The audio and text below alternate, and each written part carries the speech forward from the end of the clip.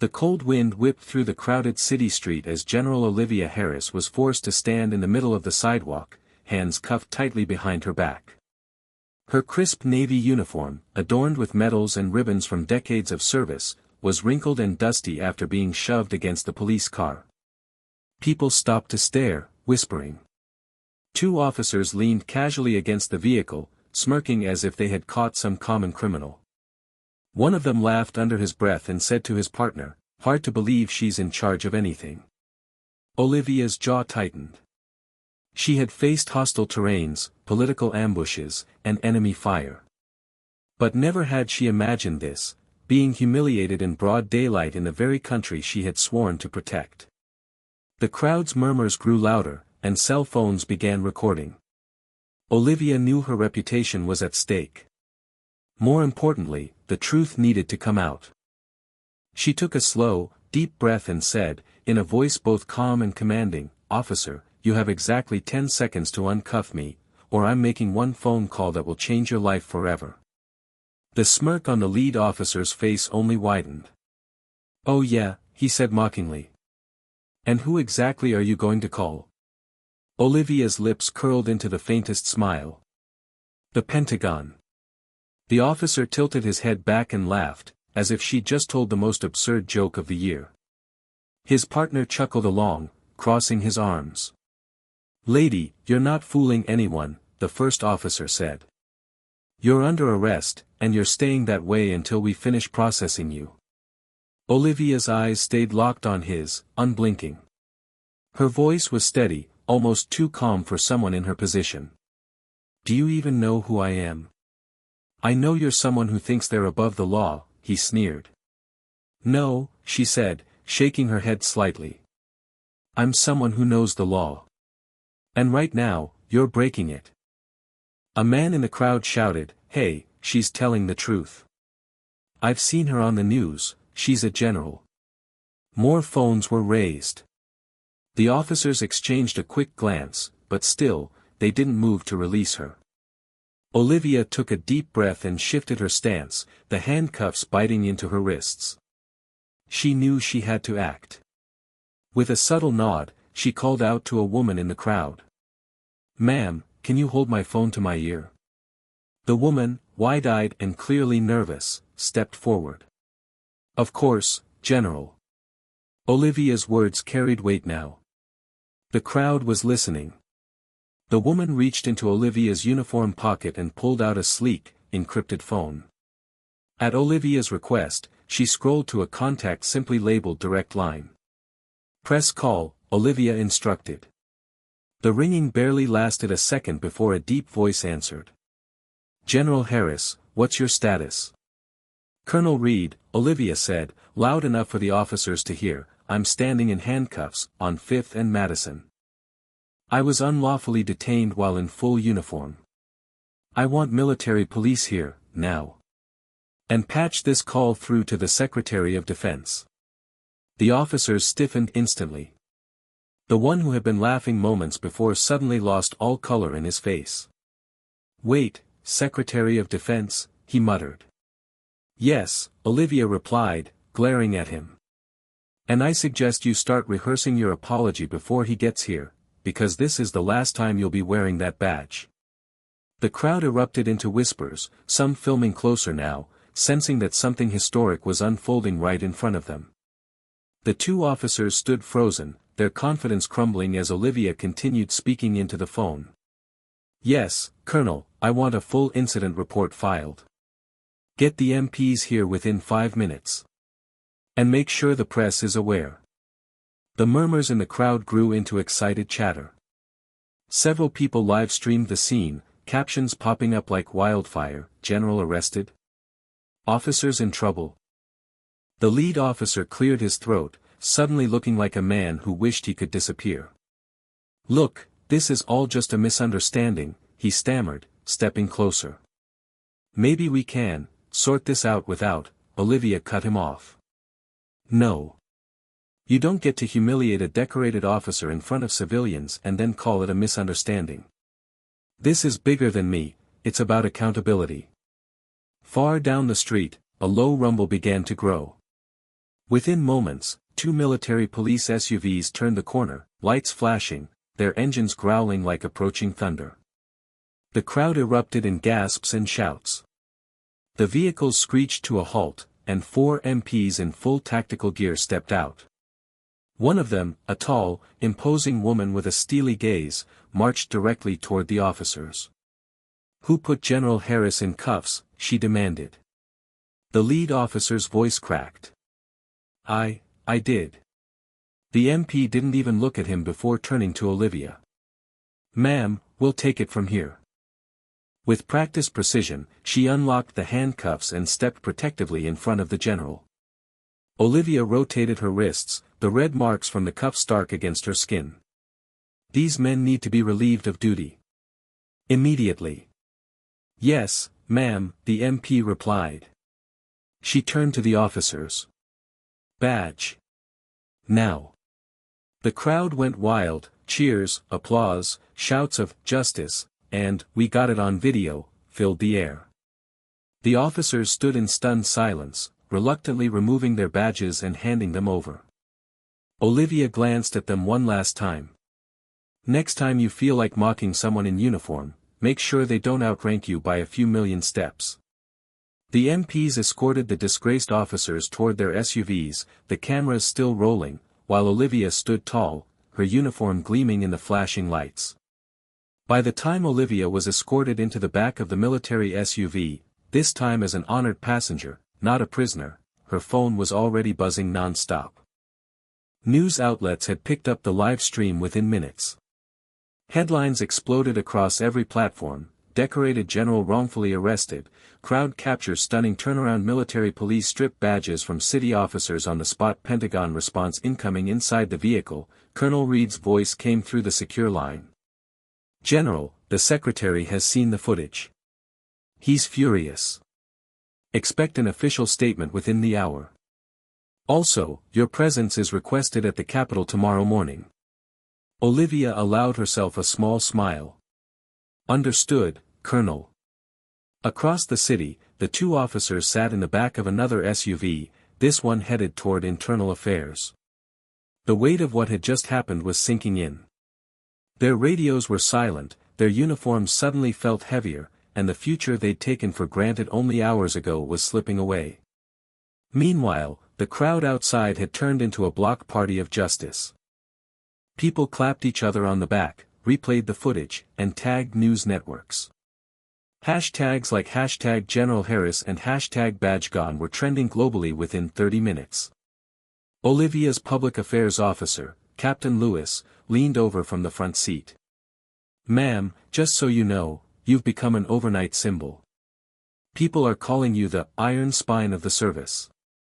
Olivia shook her head. "It's not about symbols. It's about making sure no one, no matter their rank, gets treated like I was today." That evening, the Pentagon released an official statement: the United States Department of Defense stands firmly behind General Olivia Harris. The actions taken against her today were unjust, unacceptable, and will be addressed with full legal and administrative consequences. Within hours, millions had seen the video. And by morning, the names of the two officers were trending for all the wrong reasons. The next morning, the air inside the Internal Affairs hearing room was heavy and tense. The walls were lined with muted portraits of past police commissioners, each looking down as if silently judging the scene about to unfold. At one end of the long mahogany table sat the two disgraced officers, both in civilian clothes now. Their badges, guns, and uniforms had already been taken from them. They looked exhausted, their faces pale, eyes darting nervously around the room. On the opposite side sat General Olivia Harris, her uniform pristine, every metal polished to a mirror shine. She didn't slouch, didn't fidget, she sat with the same unshakable posture she'd held in combat briefings. Beside her were Colonel Reed, Captain Lewis, and a Pentagon legal advisor. The lead investigator, a stern woman with a voice that carried across the room, began. "This hearing concerns the events of yesterday on the corner of 5th and Madison. We will determine whether the actions of officers Garrison and Phelps constitute misconduct, abuse of authority, and unlawful arrest. The first officer, Garrison, cleared his throat. It was a misunderstanding. Officer Garrison, the investigator cut in, you were informed during academy training that detaining a uniformed active-duty military officer without probable cause is a violation of both state and federal law. Are you denying that? Garrison's mouth opened, then closed again. I didn't know she was. Olivia leaned forward slightly, her voice like steel. You knew exactly who I was. My name tag, my rank insignia, my service ribbons were all visible. I announced my rank and name multiple times. Phelps, the second officer, shifted uncomfortably. We thought she was impersonating a. Colonel Reed slammed a thick folder onto the table. Impersonating? You mean this? He opened it to reveal Olivia's decades-long service record, commendations, and classified mission clearances. You don't impersonate a lifetime of service. The investigator raised a hand for silence. The video footage speaks for itself. You mocked a decorated officer, restrained her without cause, and attempted to publicly humiliate her. She turned to Olivia.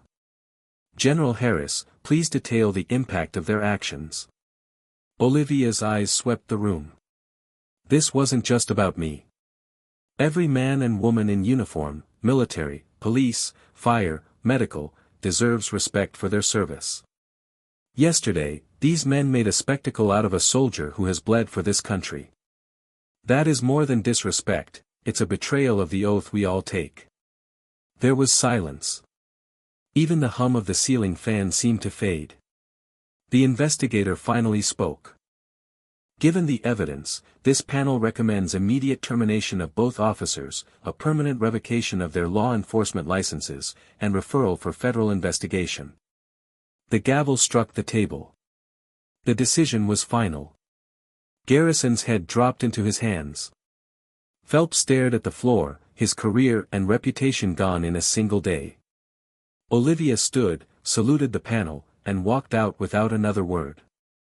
Cameras were waiting outside, but this time, the only images that would circulate would be of her walking tall, the very picture of dignity and strength. By the time Olivia stepped out of the Internal Affairs building, the entire block was packed. Supporters held homemade signs reading, "Stand with General Harris, respect the uniform," and "Accountability now." Reporters crowded behind barricades, cameras flashing, microphones extended like spears toward the sidewalk. As she descended the steps, a low murmur began to ripple through the crowd, then, in unison, they erupted into applause. Some people saluted. Others shouted, "Thank you for your service," and "We've got your back, General." Olivia paused halfway down the steps, scanning the sea of faces. These weren't just military families or veterans, they were everyday people, teachers, nurses, small business owners, teenagers with phone cameras. All united by the same belief, that what had happened to her should never happen to anyone. Captain Lewis leaned in quietly. "Ma'am, you've become more than a headline. You've become a rallying point." Indeed, social media was ablaze. Hashtags like #HarrisJustice and #OneCall dominated trending lists in dozens of countries. Influencers and veterans alike were posting videos dissecting the footage, praising her composure, and demanding systemic changes in law enforcement accountability. One particularly viral post featured side-by-side clips: on the left, the officers smirking as they cuffed her, on the right, the MPs stripping their badges moments later. The caption read, "When arrogance meets authority, and loses." The movement had already begun to take shape. Petitions were circulating online calling for mandatory federal training for all local law enforcement officers on identifying and respecting active-duty military personnel. Others pushed for legislation to create an independent oversight board with real power to discipline misconduct. Within days, Olivia was invited to testify before a joint congressional committee on public trust in law enforcement. She accepted, not for personal vindication, but because she knew this was her chance to protect others from similar humiliation. The night before her testimony, Olivia sat at her kitchen table, uniform jacket draped over the chair beside her. She reviewed her notes, but more than that, she thought about the people she'd seen in that crowd, people who had never met her but stood up for her anyway. She picked up her phone and drafted a brief public message: "This is not just my fight. It's ours. Together, we will make sure respect for service is never optional." Within minutes, it had hundreds of thousands of shares. Olivia knew the hearing tomorrow would be tense, and she knew not everyone wanted change. But she had been through battles before, on deserts, on oceans, in war rooms. She was ready for this one, too. And somewhere, far away from the applause and bright lights, two former officers sat in silence, watching the news and realizing the true weight of the careers they had thrown away. The hearing room on Capitol Hill was a battlefield of its own, one where the weapons were words, and every sentence could shift the tide. Rows of senators and representatives sat behind polished wooden desks, their expressions a mix of curiosity, skepticism, and political calculation. Cameras lined the back wall, broadcasting the proceedings live to millions. Every major news network had their cheer-in ready: "General Harris testifies on law enforcement misconduct." Olivia entered in full dress uniform, her medals glinting under the bright overhead lights. The low murmur in the room quieted instantly. She carried herself with the same composure she had shown on the street that day, shoulders squared, gaze steady, every step deliberate. When she reached the witness table, she placed her notes neatly in front of her but didn't open them. Instead, she looked each member of the committee in the eye before speaking. "Madam Chair, members of the committee," she began, her voice clear and resonant. "I am General Olivia Harris, United States Army. I've served this country for 28 years, in 5 combat zones, under 3 administrations. I have led soldiers into war and brought them home. I've faced hostile fire, natural disasters, and moments where the future of our mission depended on a single decision." She paused, letting her words settle. "But on the morning of August 3rd, I faced something I never thought possible in my own homeland: humiliation at the hands of those sworn to protect it." A ripple of tension moved through the room. She recounted the events: being mocked, cuffed, and ignored despite clearly identifying herself. She didn't raise her voice. She didn't embellish. She let the facts, and the recorded video, do the heavy lifting. One congressman interrupted, leaning forward with narrowed eyes. "General Harris, some might say you escalated the situation by calling the Pentagon. Was that truly necessary?" Olivia met his gaze without flinching. "Congressman, when a soldier in uniform is unlawfully detained by civil authorities, it is my duty to notify my chain of command.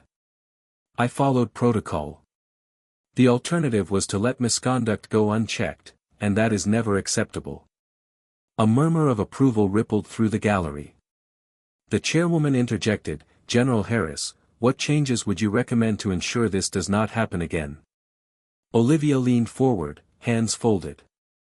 "First, mandatory federal training for all local law enforcement on military rank recognition and lawful engagement with active duty personnel. Second, a standing liaison office between the Department of Defense and local agencies for conflict resolution. And third, an independent civilian oversight board with subpoena power to investigate misconduct." Some lawmakers nodded. Others scribbled notes, their expressions unreadable. In the audience, veterans in uniform sat shoulder to shoulder with civilians holding small American flags. Many had tears in their eyes. By the time Olivia finished, the chairwoman leaned into her microphone. "General Harris, on behalf of this committee, thank you for your service, and for your courage in bringing this matter before us. Your testimony will be entered into the permanent record." As Olivia stood, the entire gallery rose with her. The applause was swift and thunderous, echoing through the chamber. Cameras caught the moment: a lone figure in uniform, standing tall in a room where change suddenly felt possible. Outside, reporters swarmed, microphones reaching toward her. But Olivia said only one sentence before walking away: "This isn't the end, it's the beginning." In the weeks following Olivia's testimony, the ripple effect spread faster than even she had anticipated. What started as a viral moment on the streets of New York was now turning into a national conversation, and a political storm. The supporters across the country, veterans organizations, military families, and civic groups rallied behind her. Town halls filled with citizens demanding their local police departments adopt the reforms Olivia proposed. Social media flooded with videos of people in uniform, nurses, firefighters, EMTs, sharing stories of disrespect or unlawful treatment, tagging their posts with #RespectTheUniform and #HarrisPlan. Petitions supporting her proposals gathered over 2 million signatures in less than a month. Newspapers that had once buried small stories about police misconduct now put the issue on the front page. Editorials hailed Olivia as the voice of accountability and the general who turned one arrest into a national reckoning. The resistance but change never came without resistance. Police unions in several states issued statements accusing Olivia of undermining law enforcement morale and sensationalizing a single incident for political gain. A handful of high-profile commentators claimed she was playing the victim to push an agenda. Olivia didn't respond to the personal attacks. Instead, she doubled down on the facts. When critics tried to dismiss her as an outlier, she produced statistics on wrongful detentions and misconduct cases involving uniformed service members over the last decade. She spoke calmly in interviews, never raising her voice, but making it clear she would not back down. The Pentagon's move behind the scenes, the Department of Defense quietly began drafting a formal memorandum to Congress endorsing Olivia's recommendations. A task force was formed, composed of senior military officials, civil rights lawyers, and even a few forward-thinking police chiefs, to shape the framework for federal training and oversight. Colonel Reed kept her informed every step of the way.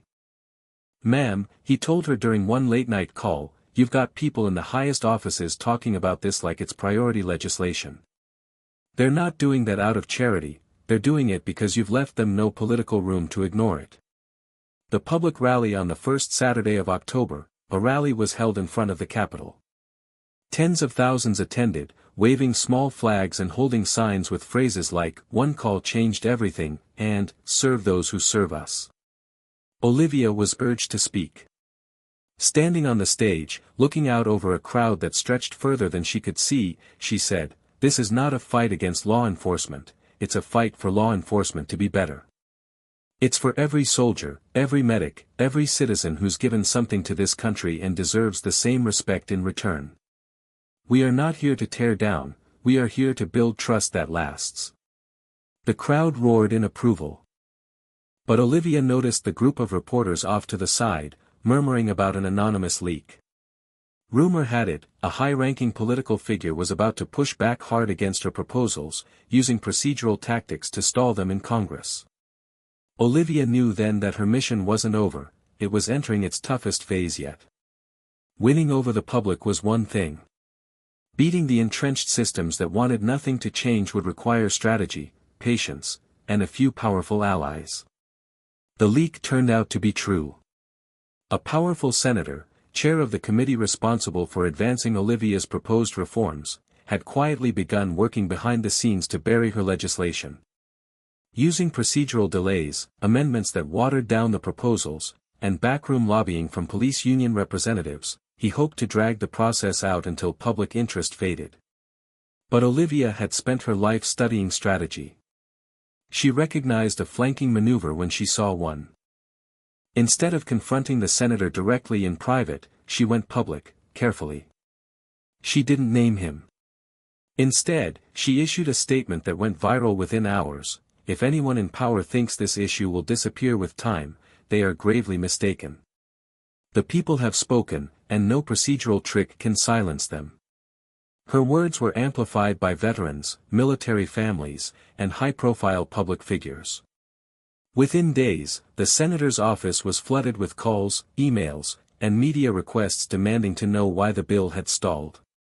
Then, Olivia made her boldest move yet. She returned to the Capitol, not for another testimony, but to stand outside with a group of veterans, police reform advocates, and even retired officers who supported her plan. They held a press conference on the steps, broadcast live. Flanked by men and women in uniform, Olivia looked directly into the cameras. "This is not my bill. This is our bill. And if it fails, it will not be because the people didn't want it, it will be because some chose to protect power over justice." The pressure worked. Within a week, the senator reversed his stance, claiming he had always intended to support the bill and moving it forward to the floor. When the vote finally came, the reforms passed with a decisive majority. The new law established mandatory federal training for all law enforcement on identifying and interacting with active duty military personnel. A permanent liaison office between the Department of Defense and local agencies. An independent oversight board with real investigative power. On signing day, the president invited Olivia to the White House. Cameras flashed as she stood beside the resolute desk, the pen passed into her hand to sign as a ceremonial witness. "This," the president said, "is a victory for service, respect, and accountability." And it began with one phone call. Outside, the crowd cheered as news outlets ran the headline, "General Harris' fight for justice becomes law." Later that evening, alone in her office, Olivia looked at the framed copy of the bill on her wall. She thought of the humiliation she had endured on that sidewalk, and how close it had come to being just another forgotten incident. Instead, it had sparked a movement. Her phone buzzed, another message from a stranger she'd never met: "You made us believe in change again." "Thank you." Olivia smiled softly. She had faced battlefields around the world, but this was the one that would define her legacy.